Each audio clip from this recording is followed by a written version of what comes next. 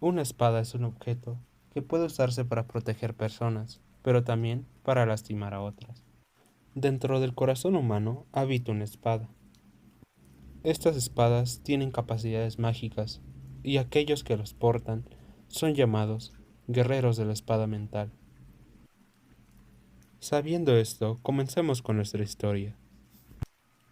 En las afueras del reino, en un pequeño pueblo algo remoto, el grandioso guerrero Hage había sido convocado, debido a que había aparecido un niño, el cual podía manifestar una espada mental. Justamente había sido en una aldea que había salvado hace un año atrás. Al llegar, el jefe de la aldea lo condujo hacia Elon, el niño el cual había logrado manifestar su espada mental. Hage se presentó con el niño y le dijo que sacara su espada mental para comprobar que era cierto. Pero hubo un pequeño problema. Elon, al reconocer a Hage, se puso demasiado nervioso, ya que era su héroe, y solo podía pensar en un bolígrafo, ya que así podría conseguir su autógrafo, lo cual afectó la manifestación de su espada mental. Al ver la espada que había convocado, todos se decepcionaron y decían que era falsa, y que era otro fracaso. Las espadas mentales no eran nada más ni nada menos que un arma nacida de las emociones del corazón, con poderes especiales, y solo un pequeño número de personas podía manifestarlas. Sin embargo, lo que tenía nuestro protagonista era una espada sin refinar, que no era nada más y nada menos que el deseo de algo, una fase donde ese deseo apenas tiene una forma tenue, por eso su espada cambia de forma con el más mínimo pensamiento. Nuestro protagonista había perdido a sus padres cuando era un niño, y fue salvado por este mismo guerrero el cual se le presentó.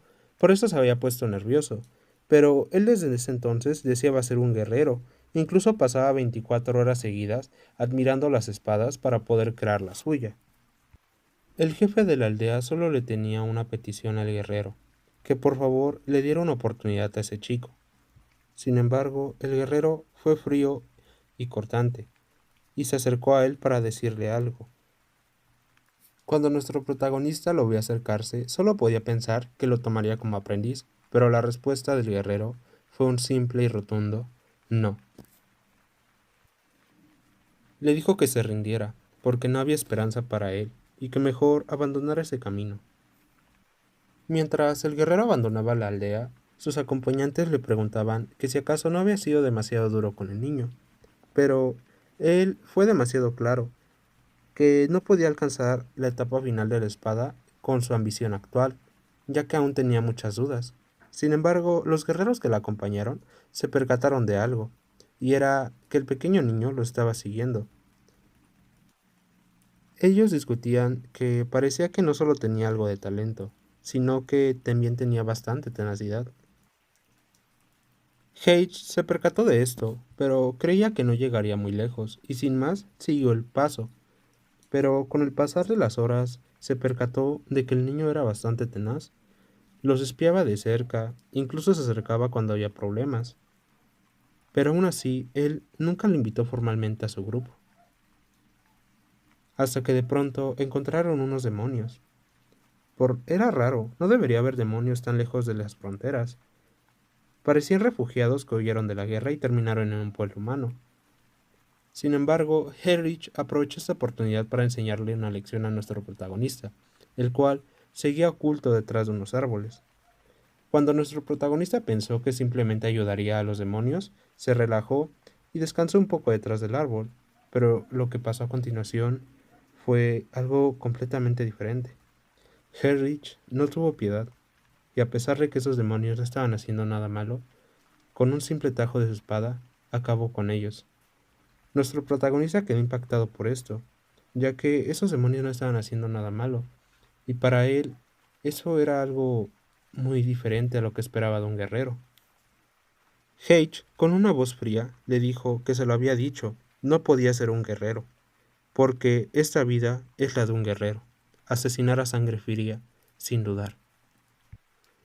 No eran protectores de los débiles, sino máquinas de matar que tomaban vidas por beneficio práctico, asesinos glorificados por fines políticos.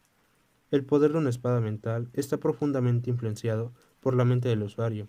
Por ejemplo, la espada de él se llamaba la espada del odio, una espada materializada del odio hacia los enemigos. Eso es una espada mental. Cuanto mayor sea ese odio, mayor será el poder que libera. Pero si actúas en contra de esa voluntad, el poder se desvanece.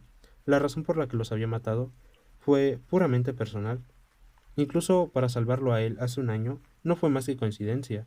No actuó por el beneficio común. Simplemente esos demonios estaban en su camino. Después de todo, le preguntó que si aún así quería seguir siendo un guerrero. Sin embargo, al darse la vuelta, se percató de que el niño había salido corriendo. Quedó demasiado impactado, ya que él tenía una perspectiva muy diferente de lo que era ser un guerrero. Cuando se dirigió a sus hombres para decirles que enterraron los cadáveres, se percató de algo. Sus hombres ahora estaban muertos. Aquel que había matado a sus hombres no era nada más ni nada menos que otro guerrero de la espada mental, Goku Berserker. Simplemente le decía a Heich que si acaso no había pensado por qué el rey lo había mandado a un lugar tan remoto. Fue simplemente porque su influencia había crecido demasiado al igual que su poder, y ahora los de arriba le tenían miedo. Y de todos modos, ya se estaba volviendo alguien demasiado peligroso. Así que solo vino porque él quería pelear con él, y ahora si lo mataba no habría consecuencias.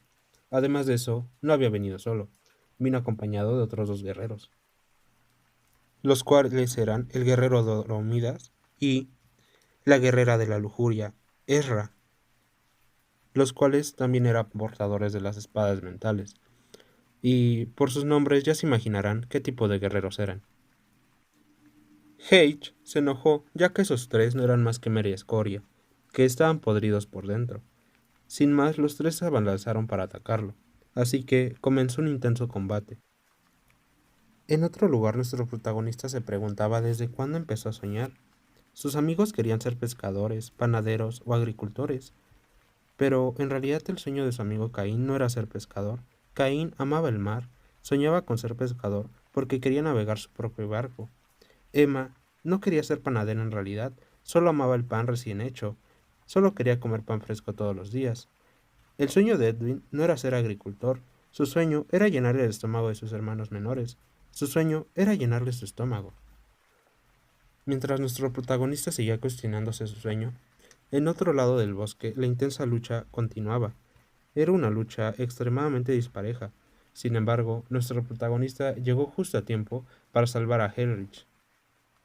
Gracias a la intervención de nuestro protagonista, Heinrich pudo escapar, pero a un alto costo.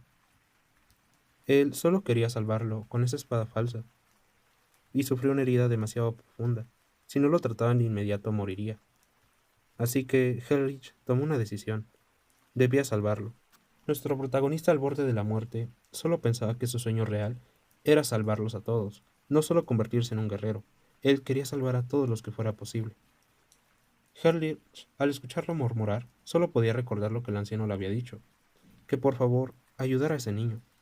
Ese niño en realidad es un niño que ya había perdido todo. Perdió a sus padres y a sus amigos por la crueldad del mundo. Un niño digno de lástima. Prefería que ese niño encontrara un lugar persiguiendo un sueño, a que se apagara por completo. En realidad, solo esperaba que ese niño sobreviviera. Sin más, Herdich procedió a usar su espada de odio para invocar a unas cuantas almas que lo llevarían a un lugar seguro. Sin embargo, ese acto delató su posición y sabía lo que significaba. Usaría lo poco que le quedaba de poder para poder salvarlo. Sabía que al dejar ir todo su odio, se había vuelto demasiado débil. Sin embargo, no quería que le tuviera lástima. Esto iba a pasar de todas formas. La realidad es fría, no es un viaje mágico, y mucho menos un cuento de hadas.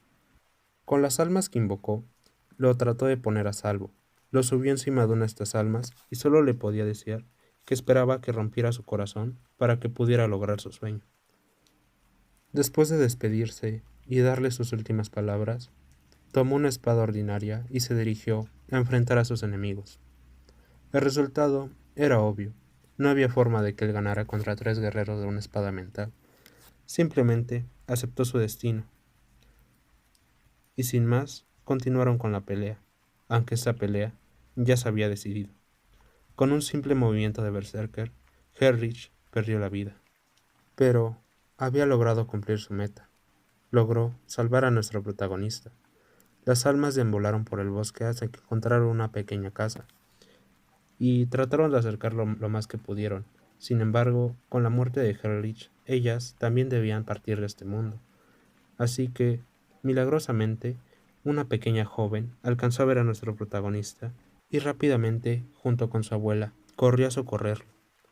Nuestro protagonista, pensando que iba a morir, logró concentrarse y materializó lo que más quería, un arma capaz de salvarlos a todos, y así logró invocar su espada mental. Sus ojos no podían contener la emoción, por fin lo había logrado, pero a un alto costo. Herrich había muerto. En lo profundo del bosque, lo único que quedó de él fue su espada, con la que aceptó su destino. Cuando nuestro protagonista se recuperó, volvió a entrar al bosque y encontró una situación bastante peculiar. Un hombre atado, el cual suplicaba, por piedad. Parecía que estaba siendo intimidado por tres ladrones, tres bandidos, y uno de ellos era muy fuerte. Así que rápidamente nuestro protagonista saltó al rescate. Los bandidos le decían que se largara, que no era asunto suyo, y sin más, procedió a atacarlo. Pero nuestro protagonista reaccionó rápido e invocó su espada mental. Intentó golpear en la cabeza al que parecía ser su líder, pero al hacerlo pasó algo sumamente extraño. No le había hecho ningún daño. Justamente habían pasado 30 minutos desde que salió de esa cabaña, en la cual lo habían cuidado muy bien. Las mujeres no trataron de retenerlo. Al fin y al cabo fue la petición del señor Haight. Pero había algo que le preocupaba a la joven, y le preguntaba si acaso aún quería ser un guerrero. La chica simplemente le dijo que si era su sueño, lo apoyaría, y que esperaba que se convirtiera en alguien tan admirable como el señor Haight. Estas últimas palabras despertaron algo en el protagonista, ya que él había visto la otra cara de Haight, un hombre completamente roto. Mientras se iba, la anciana de la casa decía que ese joven tenía un corazón demasiado puro. Solo esperaba que su espada mental lo pudiera proteger, ya que era un muy buen niño. De regreso al presente pasaba una situación bastante curiosa. Aquella persona a la cual intentó salvar nuestro protagonista lo llamaba tonto, debido a que su espada mental no había hecho nada. Nuestro protagonista simplemente le reprochó que estaba llamando tonto a aquel persona que intentó salvarlo. Además, le cuestionó que por qué los bandidos lo estaban buscando, y el señor simplemente le dijo que eran bandidos, no necesitaban una razón para atacar. Siempre es por dinero. Y él era un noble, de la aldea que estaba más abajo. Simplemente esperaron un descuido para poder capturarlo. Después de todo, la gente era así por el dinero. También lo llamó tonto, ya que pensó que era un verdadero guerrero. Palabras que hirieron nuevamente a nuestro protagonista, ya que la chica de antes le dijo que a pesar de sus heridas aún quería seguir siendo un guerrero, lo cual era bastante admirable. De pronto fueron interrumpidos, por lo que parecía ser un terremoto, pero en realidad era un demonio, el cual tomó el caballo con fuerza y lo lanzó en contra del carruaje, causando su destrucción, cosa la cual aprovecharon nuestro protagonista y su nuevo compañero para escapar. Pero también se preguntaban cómo rayos podían enfrentar a un demonio así de grande. Pero el hombre, muy tranquilo, simplemente se acercó a él, y el demonio lo liberó, cortó sus ataduras, y decía que por fin se sentía más cómodo, y le dijo al demonio que lo había hecho muy bien. Número 8.